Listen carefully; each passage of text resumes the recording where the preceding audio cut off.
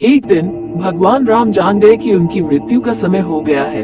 वो जानते थे कि जो जन्म लेता है उसे मरना पड़ता है।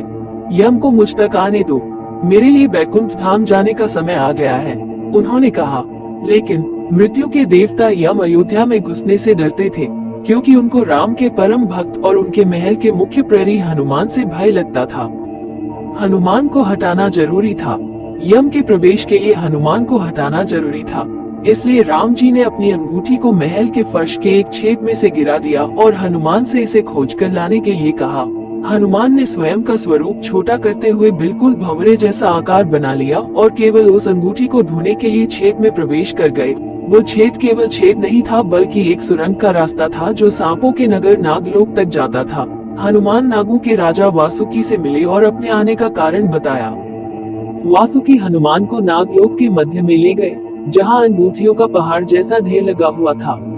यहाँ आपको राम की अंगूठी अवश्य ही मिल जाएगी, वासुकी ने कहा।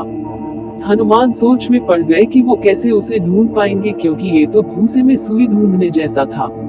लेकिन सौभाग्य से जो पहली अंगूठी उन्होंने उठाई वो राम की अंगूठी थी। आश्चर्यजनक रूप से दूसरी भी अंगूठी जो उन्होंने उठाई वो भी राम की ही अंगूठी थी। वास्तव में वो सारी अंगूठी जो उस ढेर में थी, सब एक ही जैसी थी। इसका क्या मतलब है, वो सोच में पड़ गए। वासुकी मुस्कुराए और बोले, जिस संसार में हम रहते हैं, वो सृष्टि व विनाश के चक्र से गुजरती है। इस संसार के प्रत्येक सृष्टि चक्र को एक कल्प कहा जाता है। हर कल्प के 4 युग या 4 भाग होते हैं।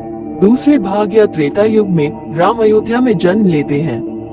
एक वानर इस अंगूठी का पीछा करता है और पृथ्वी पर राम मृत्यु को प्राप्त होते हैं। इसलिए ये सैकड़ों हजारों कल्पों से चली आ रही अंगूठियों का ढेर है।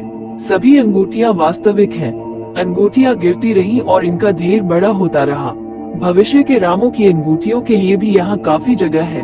हनुमान जान गए कि उनका नागलोक में प्रवेश और अंगूठियों के पर्वत से साक्षात कोई आकस्मिक घटना नहीं थी। ये राम का उनको समझाने का मार्ग था कि मृत्यु को आने से रोका नहीं जा सकेगा। राम मृत्यु को प्राप्त होंगे, संसार समाप्त होगा, लेकिन हमेशा की तरह संसार पुनः बनता है और राम भी पुनः जन्म लेंगे।